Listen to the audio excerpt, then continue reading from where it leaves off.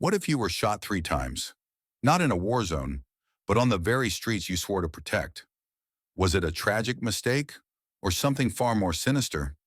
Imagine being Lucas Montgomery, a decorated military intelligence officer, a husband, a father, driving home with classified documents that could expose a dangerous truth.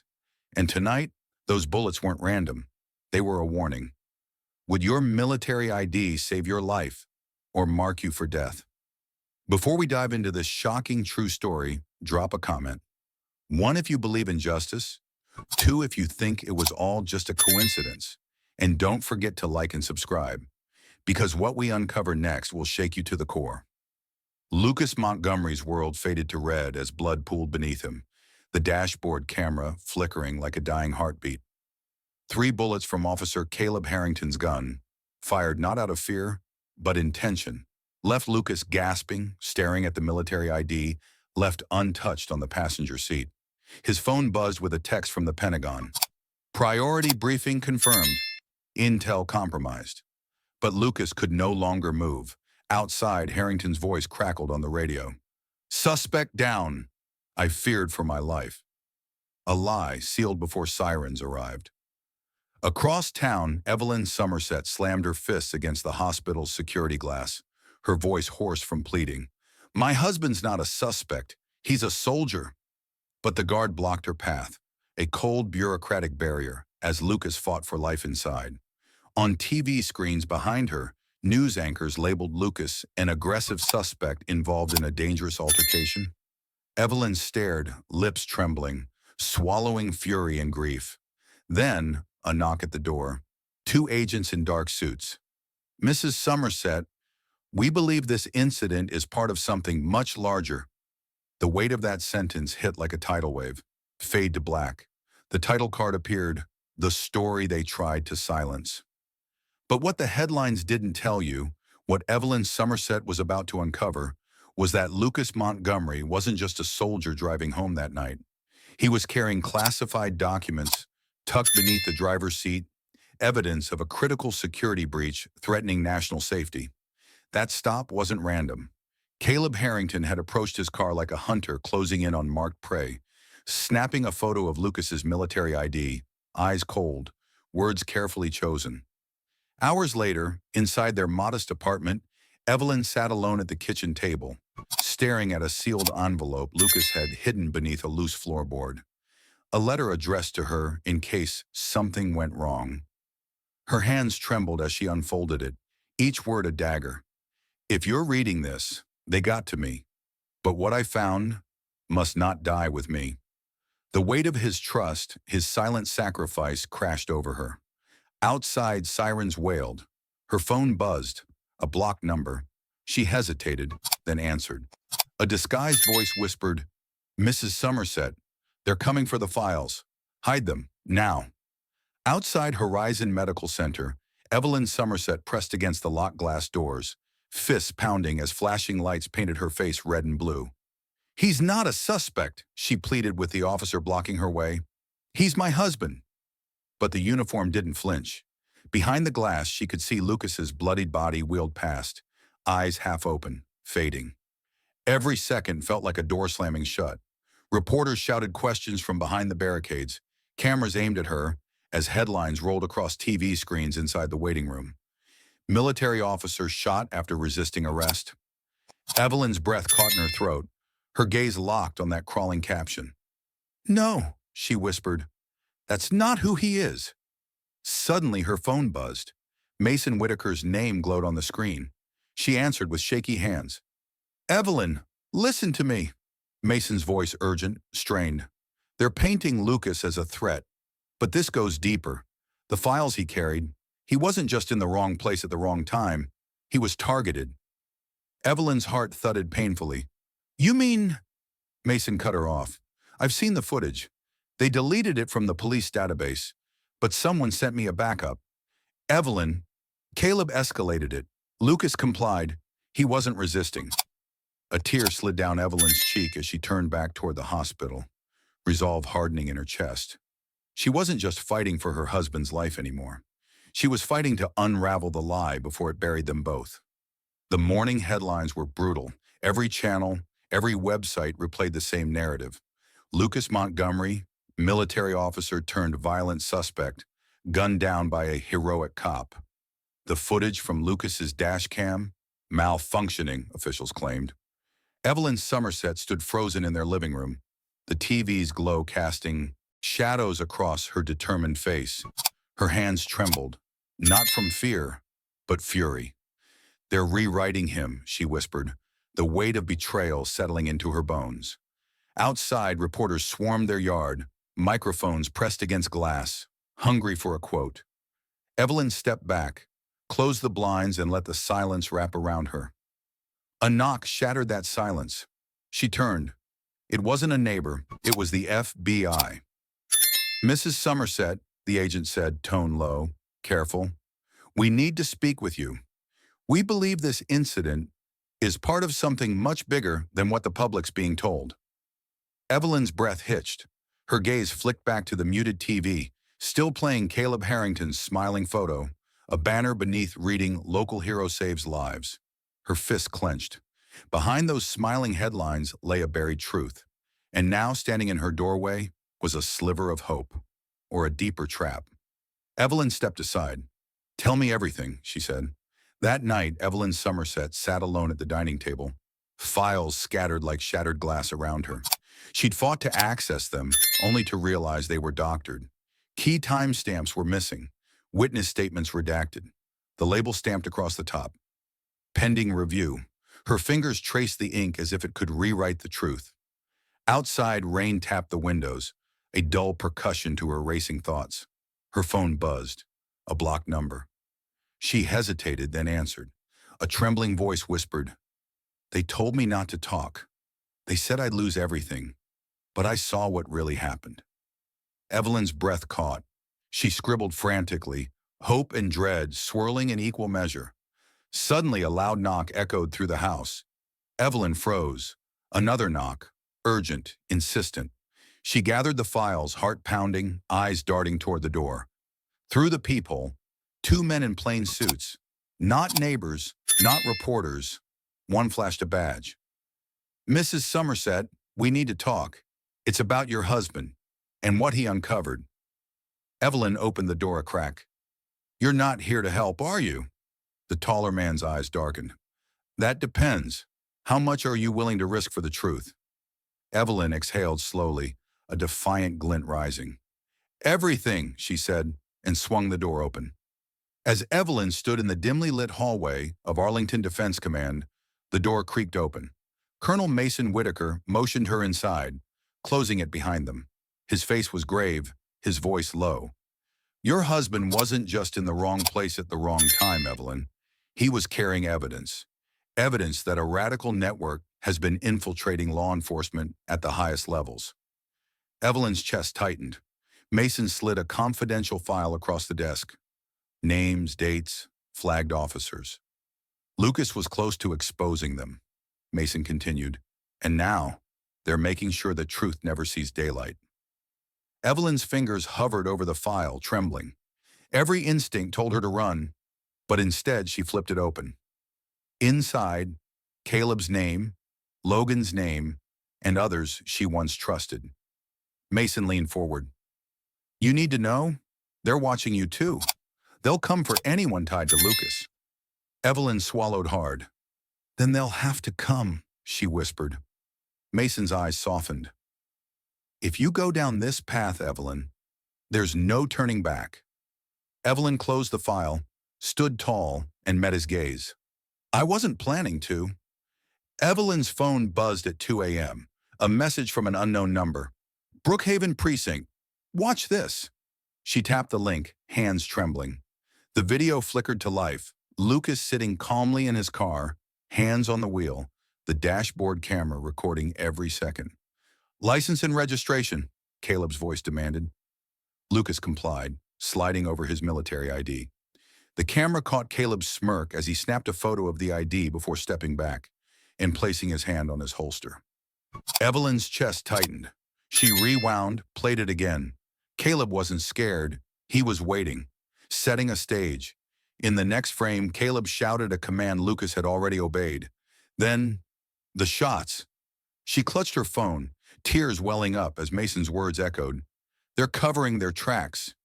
Evelyn stared at the paused frame of Lucas's calm, compliant face. Her voice broke into a whisper.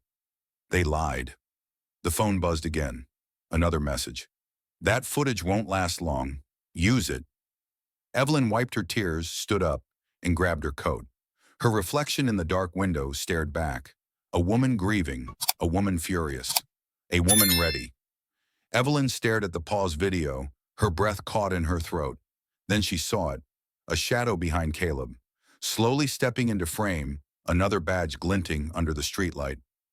Logan Fairchild, another officer, another player in the setup. The dash cam timestamp proved it. They were never alone. The traffic stop wasn't random. It was a coordinated trap. No, Evelyn whispered, heart pounding. Her phone buzzed again. A second clip loaded, Logan exchanging a nod with Caleb, then stepping back as Caleb drew his weapon. It wasn't just escalation, it was premeditation. Evelyn pressed her hand against the screen, a tear sliding down her cheek. They planned this. Suddenly, a loud knock at her door jolted her. She froze. Another knock. Mrs. Somerset, FBI. Evelyn wiped her face, steadied her voice. Just a second. Her eyes flicked back to the paused image. Logan's cold stare into the dash cam. A flash of guilt or a silent threat? She didn't know, but she knew this. The lie ran deeper, and they were running out of time. Evelyn grabbed the flash drive, tucked it inside her jacket, and whispered to herself, they won't bury this.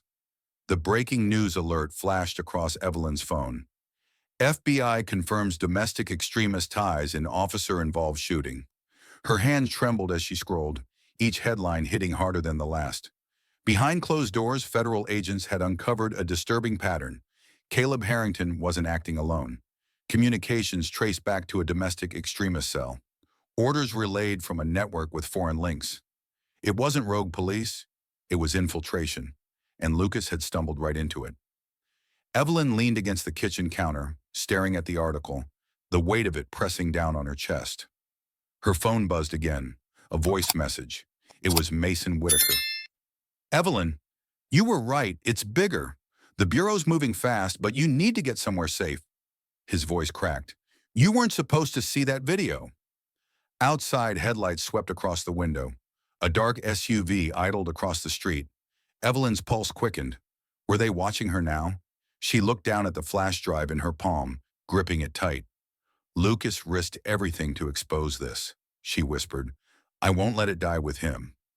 And with that, she grabbed her coat, stuffed the flash drive deep in her pocket, and walked into the night, knowing every step forward might be her last. The FBI's latest report flashed across Evelyn's laptop, words she could barely process. 17 police departments compromised by domestic extremist cells. Oakdale, Clearwater Heights, Brookhaven. The list kept scrolling. It wasn't isolated, it was systemic. Her stomach clenched. Lucas hadn't uncovered a bad cop. He'd stumbled onto a war. Her phone rang. It was Mason Whitaker again, his voice urgent, shaken. Evelyn, we're deeper than we thought. These aren't just rogue actors. They're embedded, trained, armed, and they know you have the drive. His pause lingered, heavy. They're coming. Outside, sirens wailed in the distance. Evelyn stood frozen, watching blue and red lights bounce off the curtains. A knock rattled the door. Mrs. Somerset, a muffled voice called, but she didn't move. She clutched Lucas's wedding band in one hand, the flash drive in the other. If I give this up now, she whispered to herself, he bled for nothing. And in that quiet defiance, Evelyn tucked the drive inside her boot, slipped out the back door, and vanished into the dark. Knowing she wasn't just running from danger, she was running toward the truth. Lucas lay propped up on the hospital bed at Ravenwood Command Center, pale and fighting waves of pain. Tubes snaked from his arm, monitors beeped steadily, but his eyes, sharp, unyielding, were locked on the tactical map spread before the task force. They're moving tonight, he rasped, pointing weakly toward an intersection marked in red. That's where they'll clean the files. Across the table, Colonel Whitaker leaned in. Lucas, are you sure? You're barely holding on. But Lucas cut him off, his voice cracking but determined. We don't have time for careful. I saw Caleb's message. Tristan's not running. He's setting a trap. Evelyn stood at the doorway, clutching the dog tags the nurse had handed her. Her gaze flicked between Lucas and the swirling operation. You're sending him back in, she asked, her voice trembling with fear and fury. He needs surgery, not another mission. Lucas's hand gripped hers suddenly, warm despite his weakness. If I don't tell them what I know now, they win. His breath hitched. Promise me, Ev, no matter what happens, finish this. And in that quiet plea, a tear traced down Evelyn's cheek as she nodded, knowing the man she loved was already giving everything he had left. As the news broke, Evelyn stared at the television, hands trembling around her phone. Breaking, Officer Caleb Harrington apprehended at the Canadian border, in possession of classified military documents. Her breath caught. And then, Brookhaven Police Chief Tristan Davenport named as an accomplice in the federal investigation. The words felt like thunder splitting the air. Across the room, Mason Whitaker's call came through. We got him, Evelyn, but it's deeper than we feared. Meanwhile, inside the interrogation room, Tristan sat stone-faced, chained to the table, a faint smirk curling his lips. You think you've won? He whispered to the agents. We were never working alone. His gaze lifted to the two-way mirror, as if looking straight into Evelyn's eyes across miles. They're already inside. Evelyn pressed her palm against the glass in the observation room, her reflection merging with Tristan's defiant stare. Behind her, Lucas leaned heavily on his crutches, pale but standing. Ev, it's not over. His voice was hoarse, his strength borrowed from the last reserves of his will. And in that fragile, painful moment, two warriors, one broken, one relentless, stood ready for the battle they never wanted but couldn't walk away from. Evelyn sat alone in her office, the termination letter trembling in her hands. Effective immediately, it read. Her years at Lexington Legal Partners wiped away because she refused to drop the case. Her breath hitched as she looked around the now empty desk, memories flashing. Late nights, her father's old law books, the promise she'd made to Lucas. But the email blinking on her screen sent a colder chill. An anonymous leak. Financial records tying Lexington to offshore accounts. Millions funneled through shell corporations, landing in the pockets of Tristan Davenport's network. It wasn't just corruption, it was complicity. Outside, rain streaked the glass as she pressed her palm against the window, watching the city blur. Behind her, Lucas's voice broke the silence. They tried to silence you. His words carried both pride and sorrow. But they didn't break you. Evelyn turned, tears pooling, but defiant. They can take my job, she whispered, but they won't take the truth. And in that quiet moment, no courtroom, no cameras, two fighters stood side by side, stripped of titles but not of purpose, ready to push forward into a battle that had become deeply personal. At Cypress Federal Courthouse, Evelyn sat rigid as the jury filed back in. We're deadlocked, the foreman announced. Gasps rippled through the courtroom. Even with the video evidence, even with the chain of financial records and sworn affidavits, the scales of justice had stalled. Across the aisle, Tristan Davenport's attorneys exchanged thin smiles. Evelyn's fists clenched under the table. For a fleeting moment, she locked eyes with Lucas, his bandaged shoulder a quiet testament to survival. He gave her a small, knowing nod as if to say, we're not done. But inside, she felt the weight of a system bending under pressure, the ache of a battle that demanded more than truth. Outside the courthouse, the press swarmed, flashes blinding. Evelyn stepped forward, but a trembling witness, a young officer who had testified and now feared retaliation, grabbed her sleeve. They warned me, he whispered, panic lacing every word. Evelyn steadied him, her voice steady but raw. Then we'll make sure they never silence you again. And as the cameras rolled, capturing a woman standing between power and fear, Evelyn realized justice wasn't just a verdict. It was a fight carried in every step forward, no matter how heavy. The verdict hung unfinished in the air when Evelyn received the call.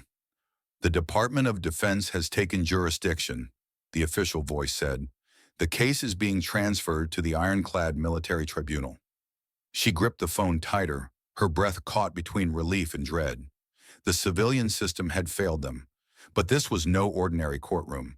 It meant the stakes had escalated, and the fight was now in the hands of national security.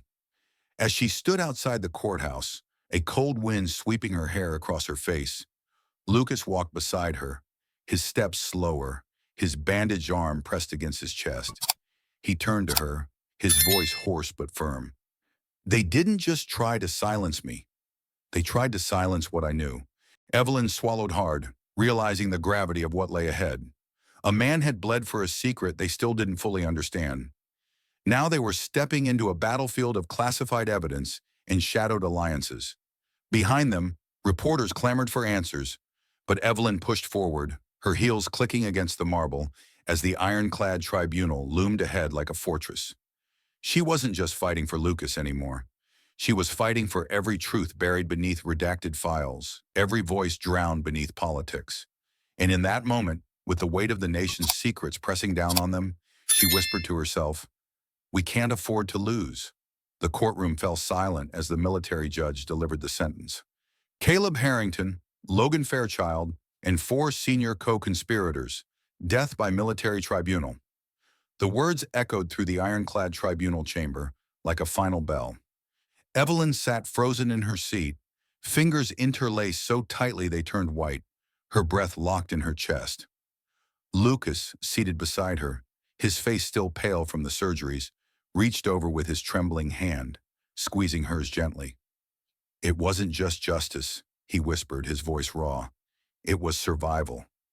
Behind them, families of the victims wept. In the gallery, journalists scribbled feverishly. And Tristan Davenport, the judge continued, along with 11 other defendants, sentenced to life imprisonment. Evelyn closed her eyes for a fleeting second, the weight of months, years crashing over her. This wasn't victory, it was a reckoning. Somewhere deep inside, she knew the convictions wouldn't undo the scars or bring back the stolen years. Yet as she opened her eyes again, she met Lucas's gaze, tired, battered, but unbroken. Together they stood, walking out into the cold air as cameras flashed like strobe lights. "We didn't win everything," Evelyn murmured, "but we stopped the bleeding." And as they stepped into the waiting crowd, hand in hand, it was not triumph they carried, but the fragile hope that maybe, just maybe, truth had a fighting chance. As the courtroom hushed, Tristan Davenport leaned forward on the witness stand, his voice steady yet cold. "We were recruited," he confessed, "through an extremist network embedded in law enforcement. Our mission? To target intelligence officers investigating national security vulnerabilities." A collective gasp rippled across the chamber. Evelyn tightened her grip on Lucas's arm, feeling the weight of every hidden truth finally laid bare. Lucas, though weary, raised his head as if a burden had been lifted, a truth long obscured, now undeniable. Outside the tribunal, the winter wind cut through the crowd gathered around the courthouse steps. Reporters swarmed, microphones raised, questions hurled like arrows. But Lucas and Evelyn stood still, silhouetted against the fading light, their hands intertwined. Lucas turned to the cameras, his gaze unwavering, a quiet resolve burning in his eyes. "Justice can't be divided," he spoke directly, his voice clear. "It's either for all of us, or it becomes the weapon they use against us."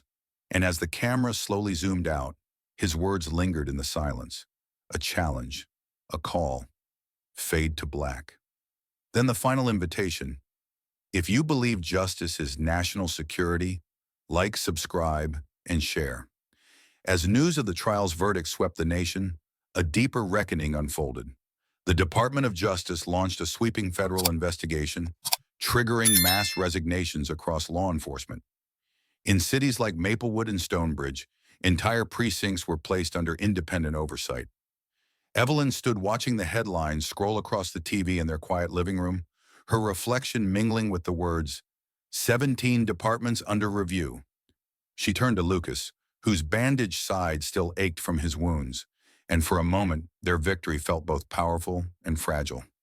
"This isn't over," she whispered. Lucas nodded solemnly. Outside, reporters crowded their doorstep, demanding interviews. But instead of stepping into the cameras, they held each other in the doorway, letting the cameras capture not answers, but resolve. Lucas looked past the flash of lights, speaking softly, almost to himself. We exposed them. But now, who's going to rebuild what they left behind? His voice trailed off into the night as the door closed, leaving the world outside and a quiet fight still ahead. Fade out. Then the message. Justice demands vigilance. Share this story. Subscribe to keep it alive. In the months following the trial, Lucas and Evelyn's journey transcended headlines, becoming a living testament to resilience. Lucas was appointed special advisor to the National Task Force on Domestic Extremism. His firsthand scars a quiet badge of credibility. Meanwhile, Evelyn, with unwavering resolve, accepted her new role as Director of Civil Rights at the Department of Justice, stepping into a position long dominated by resistance to reform. As cameras flashed at their joint press conference, Evelyn's voice carried above the crowd. Justice isn't a destination. It's a duty we renew every day. Lucas stood beside her, a subtle wince escaping as he shifted his weight. Reminders of the night he nearly didn't survive. For a fleeting second, their hands brushed beneath the podium, a silent exchange of strength amid the storm of applause. But as they walked off stage, leaving the microphones behind, Lucas glanced at the towering Capitol and murmured, "The fight's bigger than both of us." Evelyn squeezed his hand, whispering back, "Then we keep fighting." Fade out. The screen turns black. Then words appear. Every voice matters. Stand with justice. Share this story. Their story didn't just end in the courtroom. It rippled across the nation. The revelations connecting systemic racism, national security vulnerabilities, and foreign interference forced an uncomfortable reckoning at every level of power. New legislation was introduced, policing reforms accelerated, and for the first time in decades, civil rights and national security were spoken in the same breath on the Senate floor. Yet amid the sweeping changes, Evelyn stood quietly on the steps of the Capitol, watching reporters scatter, her hand resting gently on Lucas's shoulder. Lucas, still recovering, turned to her with a tired smile. "Do you think it was enough?" he asked softly. Evelyn's gaze lingered on the American flag billowing above them. "It's never enough," she replied, "but it's a beginning." As they walked away, the camera lingered, fading to black as their silhouettes disappeared into the marble halls. Then words appeared on screen. Their fight opened a door. The next step belongs to us. A quiet piano note plays, followed by a gentle invitation. If this story moved you, tell us why in the comments. Subscribe to stand with those who refuse to stay silent. Together, we're stronger. Sometimes justice doesn't come with loud victories or triumphant headlines. It comes quietly through persistence, sacrifice, and an unwavering belief in what's right. Lucas and Evelyn's journey wasn't just about clearing a name. It was about exposing a truth bigger than themselves. They faced walls of silence, doors slammed shut, and moments when hope felt like a flickering candle in the dark. Yet they kept going, not because they were fearless, but because they refused to let fear dictate the outcome. Their fight revealed an unsettling reality, that injustice isn't always blatant. It can be hidden under layers of bureaucracy, systemic bias, and complacency. But it also proves something deeper. Every action matters. Every voice raised in defiance. Every piece of evidence uncovered. Every conversation sparked. It all counts toward moving the needle, no matter how small. Watching Evelyn stand on those Capitol steps, her hand in Lucas's, wasn't just a scene of victory. It was a testament to the power of love, courage, and community standing up against injustice. Their story reminds us that change doesn't begin with grand gestures, but with quiet courage. The courage to say, "This isn't right," and the determination to keep saying it even when the world isn't listening. In a time when truth is often clouded and divisions run deep, their journey teaches us that fighting for what's right isn't just about winning a battle. It's about planting seeds of hope, knowing that someone someday will carry them forward.